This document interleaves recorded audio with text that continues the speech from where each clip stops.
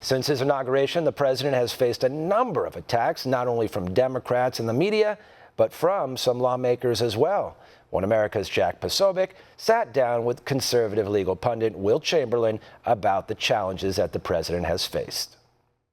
We're sitting down today with Will Chamberlain. Thanks so much for coming in. So much in the news today, so much going on in the White House. Is there an existential threat to the president? And I want to ask you, what has changed in America? Because it seems like something has really changed in our democracy, where we used to have something called the peaceful transfer of power. And yet from 2016 to now, it doesn't seem like we've had that. No, it seems like that people who are close to Trump have been systematically targeted. Now, many of them have committed crimes, right? Very clearly, Paul Manafort evaded his taxes, as did Michael Cohen.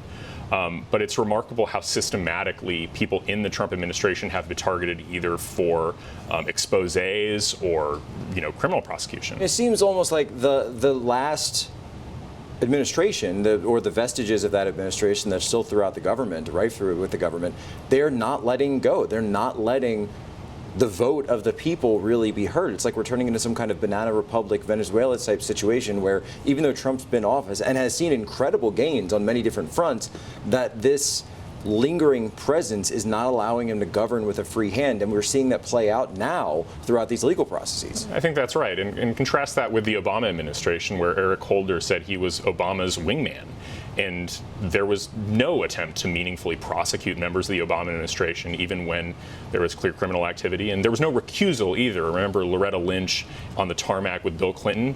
That's something that should have been a recusal and wasn't, and no one cared. But now it's very different. Trump is in opposition to the existing bureaucracy and the existing media, and they're trying to expel him as though he were some sort of foreign agent. That's a great point, because this didn't start with Trump. This started with Hillary Clinton, who was investigated by the FBI. The FBI and James Comey admitted that they found evidence that she committed crimes, and yet she was not prosecuted. Right.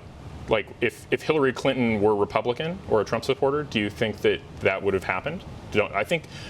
And then everyone in her orbit is given immunity deals. Right, exactly. Like a Republican special counsel would have done something completely different if it were in power, right? Imagine a Republican special counsel looking at Hillary Clinton and all those things happening. So is that how it's going to go now, or is it just going to be this lawfare from one side to the other as we move forward as a country? A good question.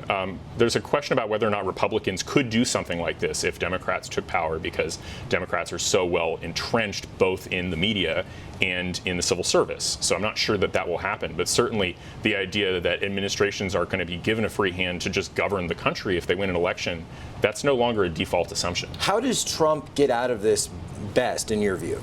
I think he's got to start pardoning people and wrap the Mueller investigation up. He shouldn't have tolerated this from the beginning. We knew from the Bill Clinton era that independent counsels are very, very damaging to an administration's ability to function. All your employees have to be deposed and hire lawyers, and they're not making that much money. That's why the independent counsel law was repealed after the Clinton administration. So I think Trump should have very quickly gotten rid of Mueller and anybody who got in the way as well, early on. Trump's got to go on the offense. He's got to seize the moment. One thing we do know about Trump is that when he's pushed back into a corner, it's when he's at his best. I guess we'll see.